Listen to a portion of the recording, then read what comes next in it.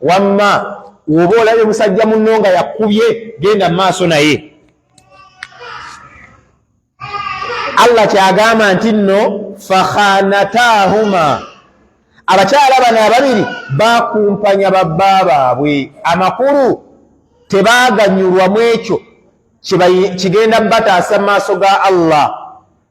falam yughniya anhuma min Allahi shay'a, tebagafunako kigenda bataasa mu maaso ga Allah. Omuzikiti gusobola okubeera nga guli wano, omuntu nno munange ng'awangalira kumpi nagwo naye nga tagwettanira, beebo Allah bagamba nti falam yughniya anhuma min Allahi shay'a, kwe kubeera ng'olina ekyo ekyengera n'otakiganyulwamu. Mwana tukijja kumala kukuvaako olyoka otandika okwejjusa, ya wailata, wowe laitani ngazi nsanze nze, lam attakhidh fulanan khalila, kale singa gundi saamufuula fanfe wange. Eri abamu ng'okufuluma wano munne yamukoonako, wamujjangu tugende tumaleyo emboozi yaffe. Kati omuntu agenda kwejjusa mu maaso ga Allah alajane, ya wailata, wowe laitani ngazi nsanze nze nga ndabye, lam attakhidh fulanan khalila, kale singa gundi saamufuula mukwano gwange, gundi nali sigwana kumufuula mukwano gwange. Laqad adallani ani dhikri, yeyanzijanga mu bifo ebyalimu okwogerako Allah, ba'da idh ja'ani, kyokka abawalimu baali bamaze okutegeeza nti duruusu gyeziri. wa kana shaitanu lilinsani khadhula, naye ye sitaani gye buva ne gye bulaga khadhula, akusuulawo mu kaseera w'omwetaagira. Bwe wano yeekwasiza bagamba nti shaitaani yankemye, awo wennyini yo shaitaani weddiri eri Allah tuga mu suratul hashiri, kamathali shaitaani idh qala lilinsani kfur, shaitaani bw'emala okukusuula mu nsobi, falamma kafara, kasitookola ensobi eyo, shaitaani yekugamba nti genda mu pepa, ogenda mu pepa nti naye buno bwe otambula nabwo, n'obukwata n'obuwanika ku lupapula n'obutereka mu nsawo, ne bakuceekinga falhamdulillah oba fa inna lillah, ne batabulaba. N'oyingira ekibuuzo, shaitaani ne batandika okubuuza ebibuuzo, ogenda okulaba nga tobitegeera bulungi. Shaitaani muli neekugamba naye wazze n'akapapula kati obonaabonera ki? Ogenda okulaba ng'olabira ddala nga supervisor takulaba, invigilator, n'okwata mu nsawo oba okagyeyo bwoti, ogenda okulaba nga atunuddeyo ne weetakula. Shaitaani yekozesa ebyo. falamma kafara, bw'omala okajjayo n'okatereka wano okoppeko wooti, kasitala bano kukwata be pa, qaala ye shaitaani ngedde ebbali ng'egamba inni bari'un minka, bannange nze ndi wala nnyo naawe. Omuntu akoppa mubi nnyo, gamba ezzambi ly'okoze shaitaani etuuka n'okulaba nga gw'oli mubi nnyo okugisinga. So abantu bagenda kwegaana bannaabwe. Saba Allahu tabaraka wa ta'ala atuwangaaze ng'atuwangaaliza ku ddiini ye ey'ekitiibwa. Allahumma amin.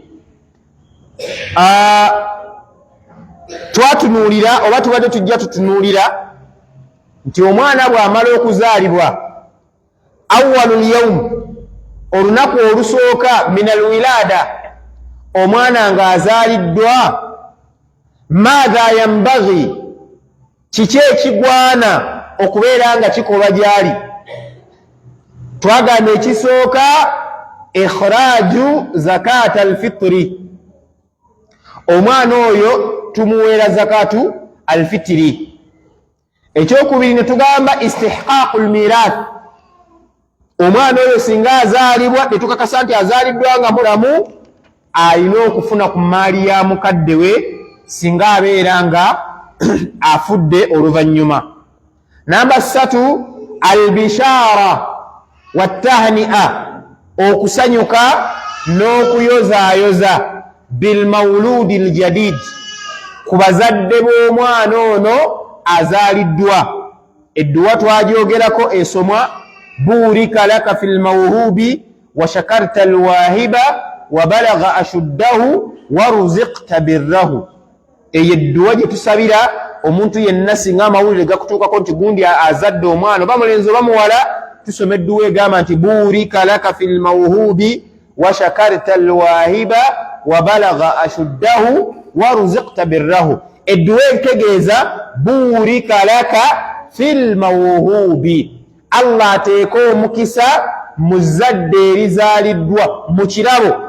Fi lmawhubi, mu kirabo kiva mu kigambo hiba, ekirabo ekyo ekikuweereddwa Allah. Lianna alwalad, kuba omwana hibatun min Allah, kirabo okuva eri Allah tabaraka wa taala. Wa shakarta alwahiba, yeebazibwa oyo omutonyi nga ye Allah akutonedde ekirabo ekyo. Wa balagha ashuddahu, Allah kugamba osaba Allah omwana ono amuwe obuwangazi asobole okukula aleme kufanga muto.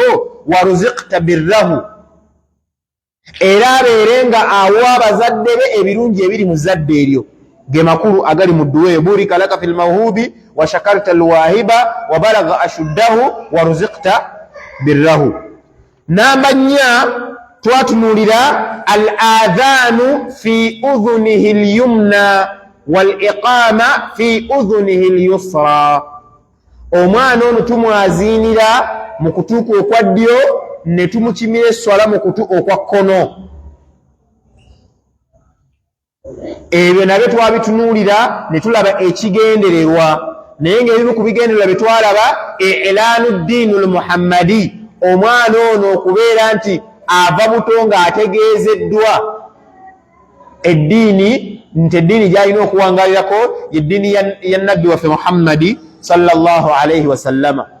Ekyokubiri kwe kubeera nti awwalu ma yasma'u bihi alwalad, omwana kyasookeddwako okubeera ng'awulira kalimatu shahada, bye bigambo ebirimu okutongoza Allahu tabaraka wa taala.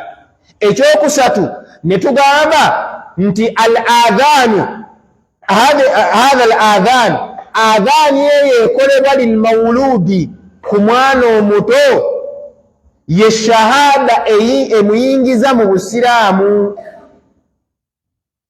Fe abaazaalibwa nga Allah yakusaasira n'ozaalibwa mu maka nga masiraamu, shahada yo esookerwako erina kubeera mu kaseera ako. N'emigaso emirala miyitirivu gye twalaba, gamba nga n'okugamba nti nno buli wali adhaani shaitaani ekola ki? Eddukawo.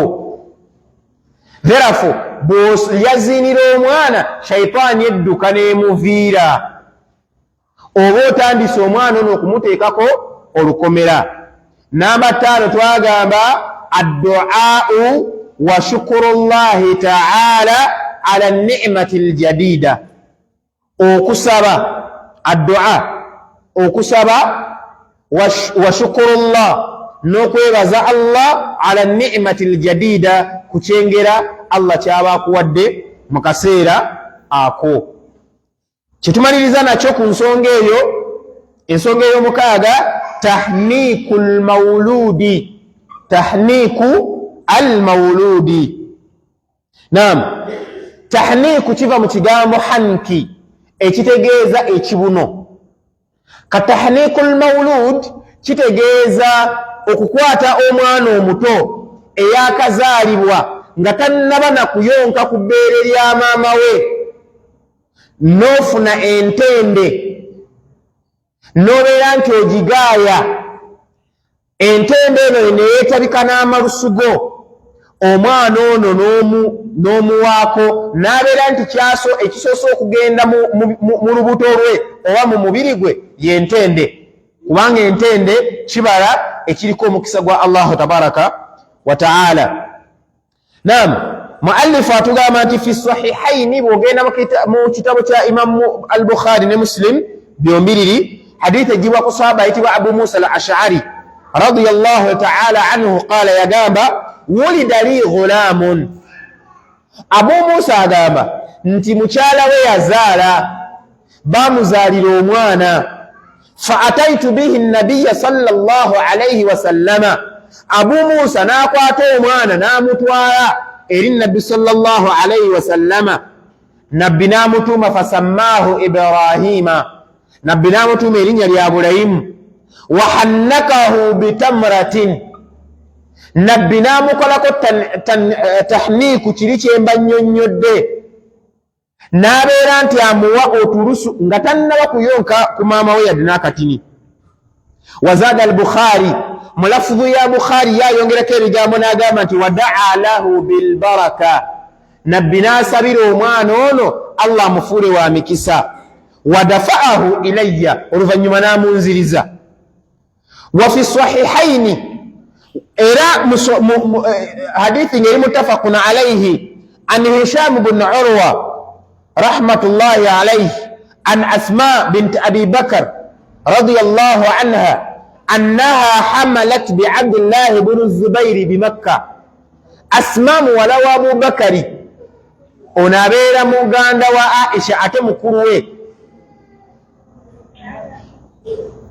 yafumbirwa omu ku basahaba ayitibwa Zubair ibn al-Awwam. Bw'amufumbirwa afuna olubuto agamba nti hamalat, yafuna olubuto bimakka nga bakyali e Makka. Qalat, Asma yennyini anyumya n'agamba fakharajtu wa ana mutimmun. Asma agenda okusenguka okuva e Makka okugenda e Madina, yali lubuto nga mulimu omwana mu lubuto. N'abeera nti nno wa ana mutimmu, mu kaseera ako ng'olubuto lukuze lutuuse n'okukola ki? N'okuzaalibwa. Fa ataitu al-Madina, n'afuluma agende e Madina. Fa nazalat bi Qubai, n'atuuka mu kitundu kye bayita Quba. E Quba waliwo omuzikiti, awwalu masjid, gwe muzikiti ogwasooka okuzimbibwa Nabbi sallallahu alayhi wa sallam bwe yali asenguka okuva e Makka okugenda e Madina. Ussisa ala taqwa, gwe gwasooka okuzimbibwa nga guzimbiddwa kutya Allahu tabaraka wa ta'ala. Kubanga bw'otunuulira haram e Makka bakolerangako ne shirikiyati ez'enjawulo. Bagendanga ne beetoolola Kaaba nga bali bwereere qabla al-islami, ng'obusiraamu obuno obwa Nabbi sallallahu alayhi wa sallama tebunnaba kujja. Bannange tukimanye, ababaka bonna okuva ku nabbi eyasooka paka eyasembayo kulluhum jaa'u bil islami, bajja na busiraamu. Era Nabbi sallallahu alayhi wa sallam bw'obeeranga omutenda tomutenda nga nabbi eyajja n'obusiraamu. Bw'onaasanga abalumbaganyi b'eddiini ya Allah bagenda kugamba ndowooza olaba kati Yesu ekitegeeza ye teyali musiraamu, kuba ogambye Muhammadi ye yajja n'obuki? N'obusiraamu. La, Nabbi sallallahu alayhi wa sallama atamma al-islam, ye yajjuza obuki? Obusiraamu. Naye nga n'olubereberye obusiraamu bwakola ki? Bwaliwo. Kibolaba Allah anyumyako Adamu alayhi salamu n'agamba kana nnaasu ummatan wahidatan. Olubereberye emirembe egyakulembera Nabbi Adamu alayhi salam, Nabbi Idris alayhi salam baali ku busiraamu, bo baali tebamanyiyo shiriki yenna. falamma kanat ahadu Nuhu alayhi salam, bwe gwamala okubeera omulembe gwa Nabbi Nuhu alayhi salam, waaliwo abasajja abalongoofu, Wadda, Suwaa, Yaghutha, Yauqa ne Nasra. Abasajja abo Allah n'abajjulula. Bw'abajjulula mu kaseera k'amaziika gaabwe, shayitaani nejja.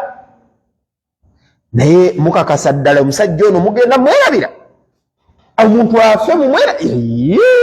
Omusajja abadde omulungi bw'ati mwandibadde temumwerabira bwe mutyo. Nze nteesa shayitaani yagira mu kifaananyi kya muntu. Nze nteesa tumubumbemu ekibumbe tufuneyo tukiteekako tulabirengako awo. Shayitaani nebasinza amaanyi, ne babumba ebibumbe 5 ne bagenda nga babiteeka mu bifo ebyenjawulo, ne batandika okugendanga ne balambula ku bibumbe ebyo nga bagezaako okujjukira abantu baabwe abaakola ki? Abaafa. kati omulembe ogwakola ebyo ne guvaawo fajaa abnauhum abaana baabwe ne bajja wa ahfaduhum ne bazzukulu baabwe alladhina kanu la yaarifuna alqasdu min hadhihi atamathil abatamanya kigendererwa mu bibumbe ebyo faabaduha ne babisinza kategerekese nze nalabanga taata yakolanga bwati enkola teyandibadde mbi singa kyomujjako mathalan nalabanga taata nze nazukukanga ekiro nendaba taata nga nagendanga okulaba mu ddiiro ng'ettaala eyaka nagendanga okulingiza nga taata ali mu kusaala amakulu taata yasaalangako ddi ekiro bwe nazukukanga ekiro nga mpulira eddoboozi nagendanga okulaba nga taata ali mu kusoma Qur'an. Ffe taata waffe buli lunaku lw'ejjuma awali taata osobola okuteekawo ne maama si busosoze. Nze buli lunaku lw'ejjuma ffe maama waffe yalina enkola ng'abasiraamu bonna oluva ku muzikiti nga bajja ewaka ne bali ekyemisana. Kategerekese ezo enkola ng'ezo bw'ogenda nazo mu maaso la ba'asa tewaliiwo taabu yonna tewaliiwo kizibu kyonna bal athawaabu ate ofunamu naki ofunamu nampeera. Naye abaana n'abazzukulu bajja nga bo tebaamanya bigenderera byaki bigenderera by'abakadde baabwe mu kuteekawo bibumbe ebyo. Kino bakadde baabwe kye bajjanga okula gundi yafa Allahu akbar nga bo bakadde baabwe bakoma okwo abaana bwe bajjanga bo baalinga bamanyi nti taata buli lunaku bwe ruti buli kiseera bwe kiti yagendanga ku ntaana ya gundi era bangi ne batandika okukola enkola eyo nejja nga yeekubisaamu paka olwaleero. Fakanat awwalu sabab eyo neefuuka ensonga eyasooka biwuqu'i shiriki mu kubeerawo kwa shiriki okugattako Allah sarfu al-ibadati li ghayri llah aw ibadatu llahi ma'a ghayrihi. Eyo neefuuka ensonga y'okubeerawo kwa shiriki mu umma eno alghuluwu fi ssalihiina kubeera nga tusuusuuta abaki abalongoofu seeka gundi bannange seeka gundi nzeyo seeka kyayogera siddamu tukwataganye shaitaani ngegamba tolaba byeyogera abantu tebaddamu ng'egenda ng'emubuza nga nammwe mubulirako. Kategerekese era nga kyatandika naki kyatandika bitasawiri na bifaananyi watamaathiira ebibumbe tukwataganye.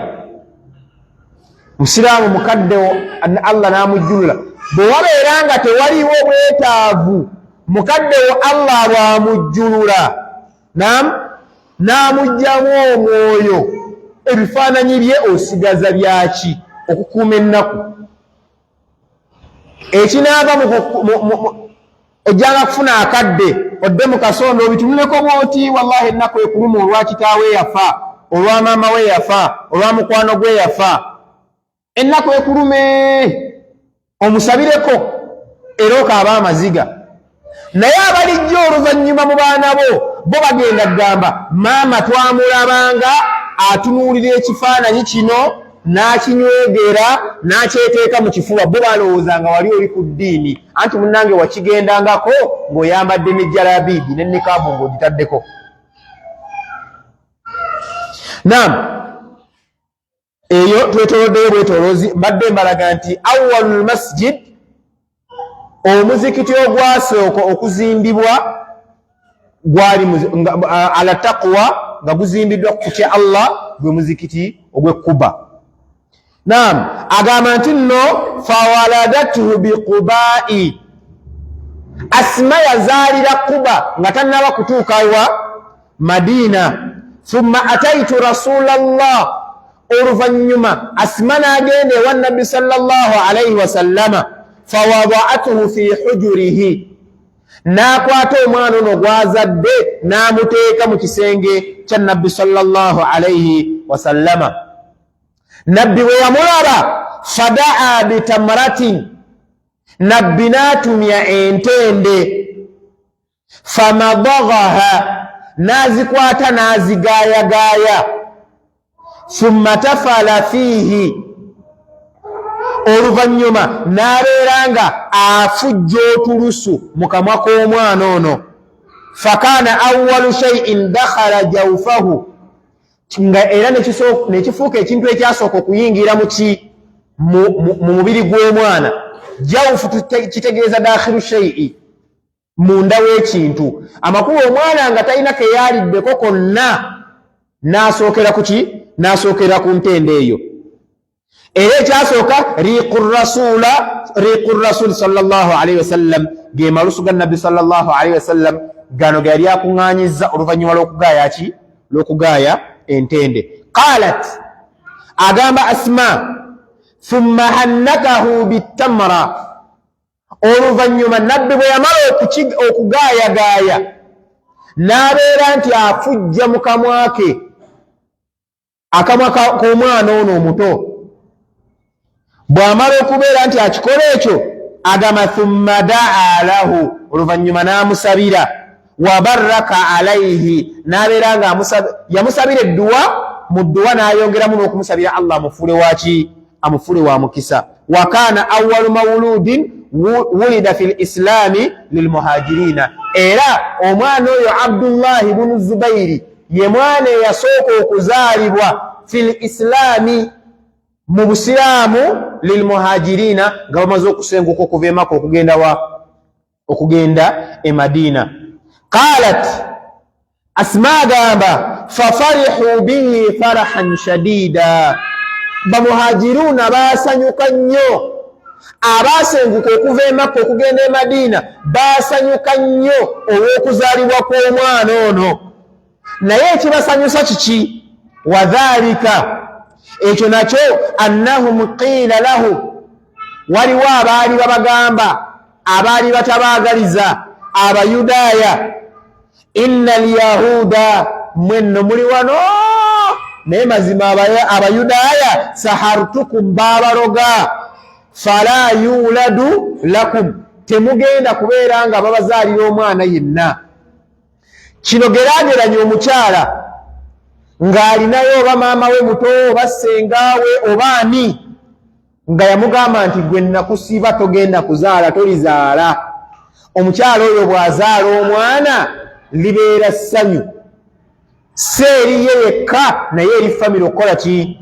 Okutwaliza awamu.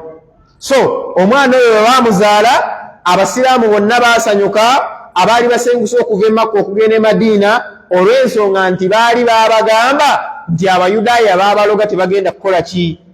Tebagenda kubeera nga bazaala. Bannange, eddogo mu nsi mweriri, eddogo mu nsi mweriri, abalogo gye bali.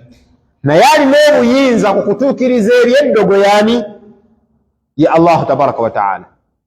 Nabbi sallallahu alayhi wasallam bwe yali abuulirira Abdullahi ibn Abbas radiyallahu taala anhuma, yamugamba nti ya gulaam, owange muvubuka, inni usiika bikalimatin, ngenda kukulaamirayo ebigambo byali bingi, naye limu ku byo yamugamba nti ihfadhillaha yahfadhuka, weekuume Allah naye ajja kukola ki? Kukuuma. Naam, okwekuuma Allah kwe kuliwa? Omukyala n'ayitawo, kategerekese, by mistake amaaso ne gatunulayo, okwekuuma Allah gwe gajjeeyo, Allah ajja kukutaasa ebinaaba biddako, ge makulu gaakyo. Kategerekese, weekuume Allah bimaana weeraba ekinyiiza Allah, totawana kusembera, towoza nze nayimaani. Nabbi yagamba basahaba radiyallahu anhum, yabagamba nti iyyakum waddukhuli fi nnisaa'i, weewale okutuula n'abakyala nga we muliwo mwekka. Kategerekese, towoza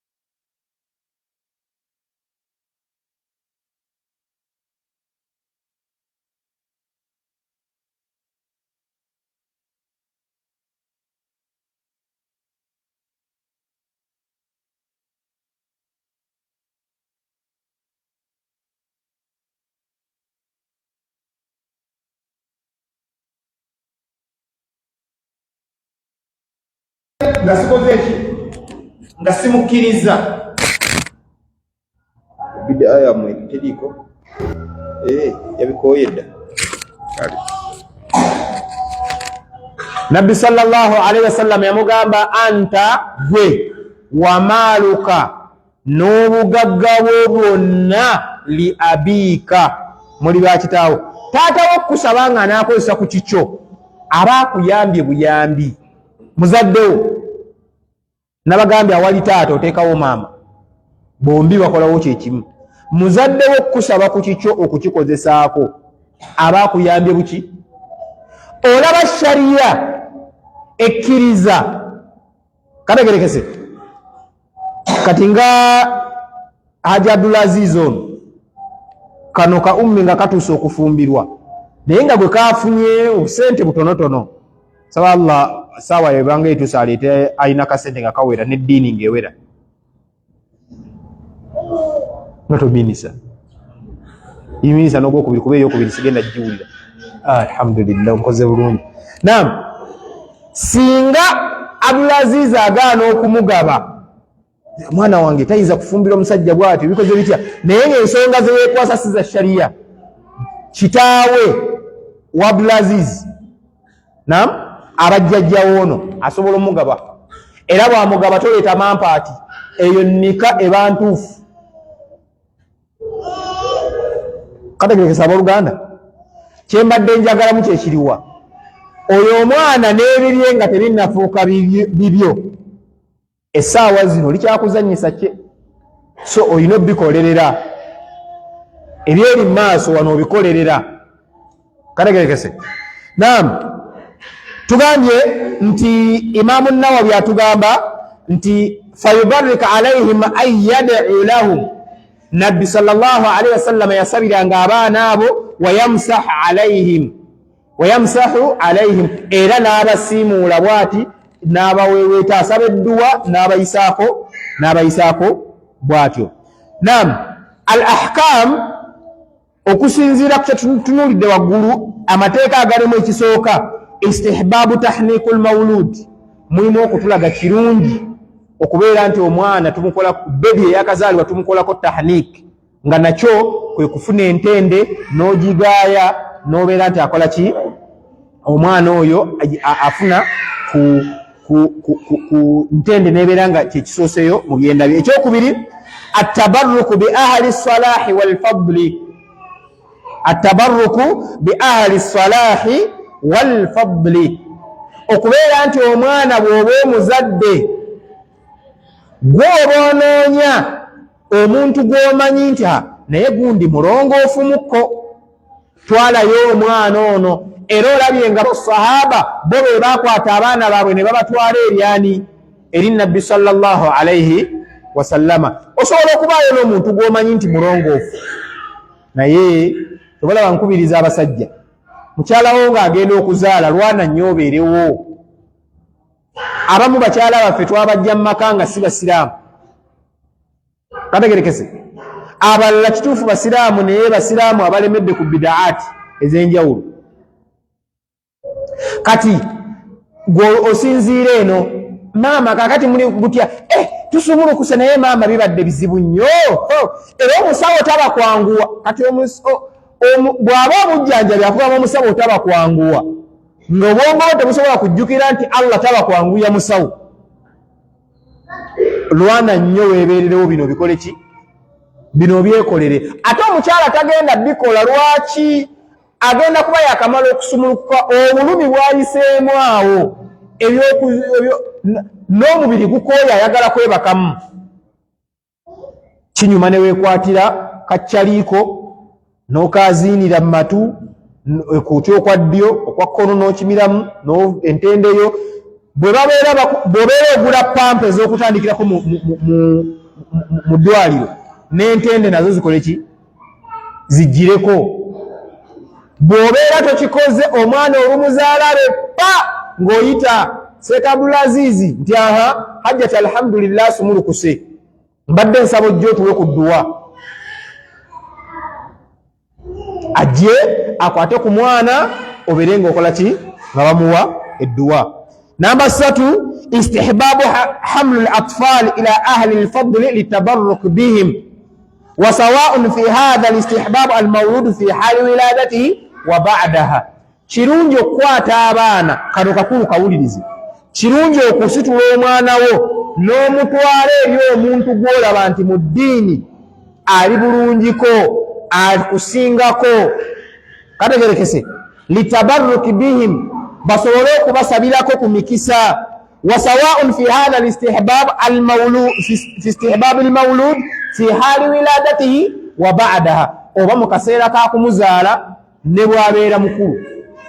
Oyinza okubeera n'omwana ng'ali mu kyamusanvu, oyinza okubeera n'omwana ng'ali mu secondary, tekigaana kumusitula n'omutwala ew'omuntu, kubanga Allah ayinza okusisinkanya omuntu ng'ogenze musisinkana ng'okaddiye.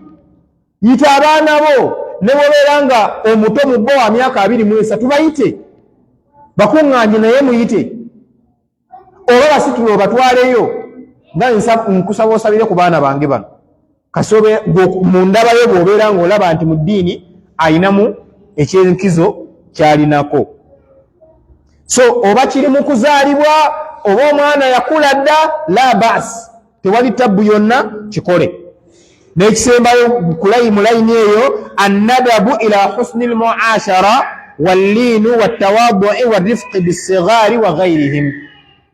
Mulimu nti kya mu sunna kikubirizibwa okubeera ng'empangaala gye tuwangaala ebeera mpangaala nnungi, nga tuli bagonvu, tuli beetowaze, tuli bakwata mpola, naddala eri abaana abaki, naddala eri abaana abato. Kategerekese, kubanga omwana omuto bw'onaamuyigiriza okuva obuto n'ayiga nti ye taata wa bboggo. Abasajja abasinga obungi bwe muwuliriza ku malediyo eyo abakyala banyumya nnyo emboozi y'abasingo mother. Basingo mother tekitegeeza nti bataata b'abaana tebaliyo, abamu ne mu nnyumba mwebali. Naye maama amatiza abaana nti nze ndi single mother, byonna bye mulaba nkola byange, ate kitammwe munnange ke yawasa, ate wano akyalina kyalekawo munnange. Kategerekese, ekyo n'akiteeka mu mwana. Kati taata naawe tolina abaana, tolina basuulire, olina kuba ku kiddo segedde, abaana n'obagulira ku buswiti, n'obawaayo ku bw'enjawulo. Omwana n'okubako kasimu ng'ali ku ssomero, bane gundi oyo ali atya, bamumpe mumubuuzeeko, nga tewali kyogamba. Embeera eyo ekusembeza kumpi n'abaki, n'abaana bo. So n'embeera efaanaganako bwetyo, Allah tabaraka wa ta'ala bw'abeera ng'akusaasidde n'akuwa ezzadde, tuyite mu bintu ebyo naddala ku lunaku olusooka omwana bw'abeera nga yakakola ki, yakazaalibwa. Twagamba ekisooka istikhraju maadha, zakatul fitiri, omwana yaweebwa zakatul fitiri, ekyo kyabazadde. Ekyokubiri istihqaqul mirath, muzadde omwana ono singa azaalibwa n'abeerawo, muzadde we n'afa, kategerekese, omwana oyo alina okufuna ku maali yaki, ya muzadde we. Kategerekese.